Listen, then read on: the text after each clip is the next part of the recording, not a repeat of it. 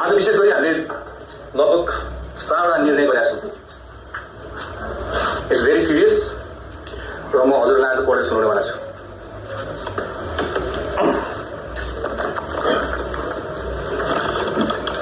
Gen Z आन्दोलनसँग सम्बन्धित घटनामा फौजदारी अभियोजन भएका मुद्दा फिर्ता गर्न सकिने नसकिने सम्बन्धमा छानबिन गरी सिफारिस सहितको प्रतिवेदन पेश गर्न विशेष कार्यदल गठन गर्ने पहिलो।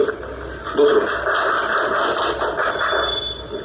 विक्रम सम्वत 2058 जेठ 19 गते भएको नारायण हिटी राजदरबार हत्याकाण्डका सम्बन्धमा यसअघि भएका अनुसन्धान प्रतिवेदन अध्ययन गरी थप छानबिनको प्रक्रिया अगाडि बढाउने।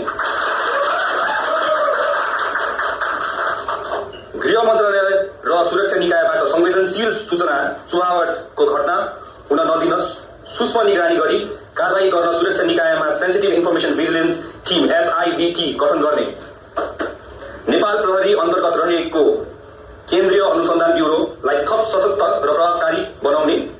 हाल प्रक्रियामा रहेका अनुसन्धानका फाइलहरूलाई शीघ्र टुङ्गोमा पुर्याउन निर्देशन दिने।